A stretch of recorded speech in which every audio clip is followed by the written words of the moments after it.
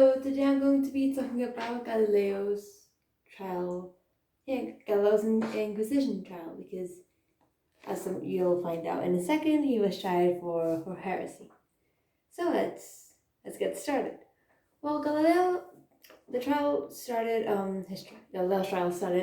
on April 12, 1633, with Chief Inquisitor pardon my Italian, Vincenzo Maculani da Firenzuola. Well, obviously this was going on during the whole Inquisition, when the church believed itself to be more important than science. Well, this inquisitor was appointed by Pope Urban VIII. And, well, they were there because this one guy was being put on trial. This guy being the physicist and astronomer Galileo Galilei. Galileo had been ordered to turn himself in to the holy office to begin trials, and he did, because he held this crazy idea. Crazy, like, who on earth could have thought of this? That instead of the earth being the center of everything, it was the earth which revolved around the sun. This crazy idea, oh my god, what is this, was deemed heretical by the Catholic Church. So he was tried for heresy. It's science. It's fact. Anyway. Well, standard practice demanded that the accused, in this case Galileo, had to be imprisoned and then secluded during the trials so as not to influence others, I'm guessing. This was not the first time Galileo had gotten in trouble with the Catholic Church, because our guy wasn't exactly the friendliest guy in that the the church. Well, he had previously refused to accept church orthodoxy, and that the earth was the immovable center of the universe. The first time this had happened was in 1616, and he had been forbidden for defending his beliefs but holding them. He couldn't believe that. He needed to change his mind and, well, decide for himself that it was the earth, the center of everything. It's the earth, and everything else that happens goes around the earth. The earth by no means goes around the sun. Oh, no. Well, in 1633, the time, the second Inquisition trial, well, Galileo denied that he held the belief in the Copernican view. But really, he continued to write about this, and that's why he got in trouble, because he wrote about it, but he defended it by saying that it was just for means of discussion rather than for actually believing it. He was just writing it down so anyone could read it and maybe think about it. But he was just writing it down for discussion and literally nothing else. Well, the church had decided that, hey, it's not the earth that moves around the sun, it's the sun that moves around the earth. That's fine. And that this is an absolute fact of scripture, and it cannot be disputed, and that's the final say. There's literally nothing else. It's the earth and the sun goes around. However, well, scientists had known for centuries, not years, centuries, that the earth was not the center of the universe. They by no means knew the exact science because they didn't have the technology, but they knew 100% that not the center was the earth wasn't the center of the universe. But the church was like, hey, we're too good for that. We believe that the earth is the main thing and everything else secondary. But scientists like Galileo said, no. Well, Galileo, like I said, he argued that I only wrote it down for discussion, and the church, well, they said, okay, no, we don't believe you.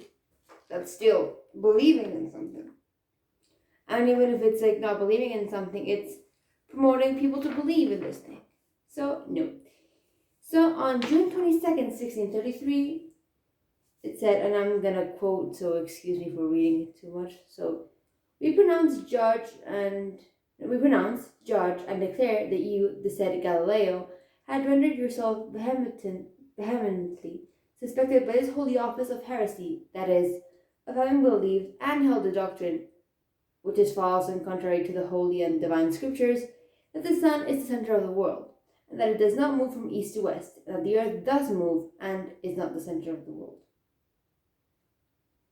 So, quick summary, what they're saying is that, well, we charged you for saying that these like wild things that are entirely untrue. How dare you think that the sun is the center of the world? How dare you think that it doesn't move from east to west? How dare you think that the earth does not, that the earth moves?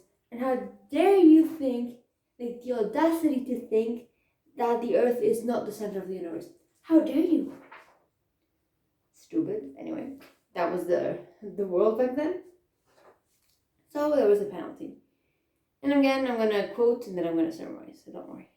So, and I'm quoting, the penalty was, we ordered that by a public edict, the Book of Dialogues of Galileo Galilei be prohibited, and we condemn thee to the prison of this holy office during our will and pleasure, and as a salutary penance we enjoin on thee that for the space of 3 years thou shalt recite once a week the 7 penitentiary psalms. So, quick summary, his book where he noted stuff down was prohibited. He couldn't really publish it anywhere. So, the church could contain these beliefs. Although he wasn't the only scientist to know this, he was one of the only ones who actually went against the church, which was kind of a dangerous thing to do in the 17th century. He also was condemned to prison, and, well, he had to, recite some stuff.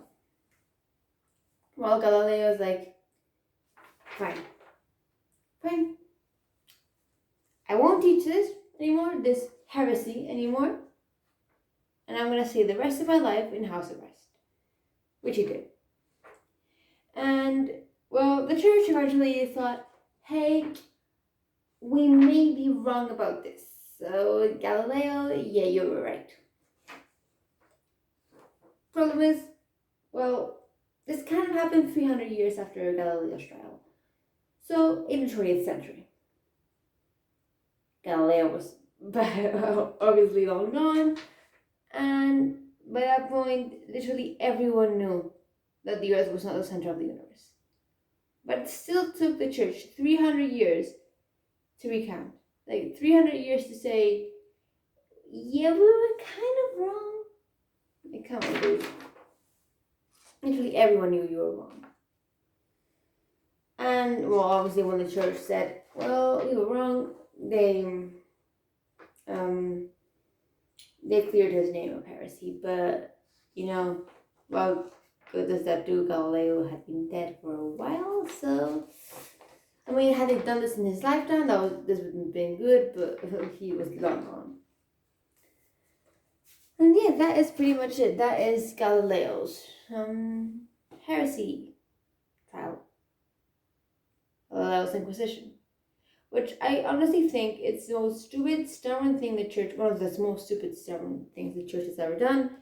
Because, come on, he wasn't the first, if you tell me that he was the first guy to actually come up with this idea, I get it. But he had not been the first. He had been one of the most outspoken ones, but he had not been the first. There's evidence to prove that there are other scientists which had, they've proven this, but he wasn't the first guy to have these beliefs. So obviously these weren't just crazy stuff. There was actually scientific evidence, but of course, how could the church believe in science? And yeah, the guy spent the rest of his life in house arrest, and who knows, if he would have been able to actually go into the world and do more sciencey stuff, maybe we would have gotten some more advances. I'm not saying that we would be in a kind of a utopia right now, but maybe some of the advancements that came later on would have been uncovered before. I don't know. But yeah, that's pretty much it. I don't have anything else to say. Just the church is way too stubborn. Like, come on, not everything is divine intervention. If anything is.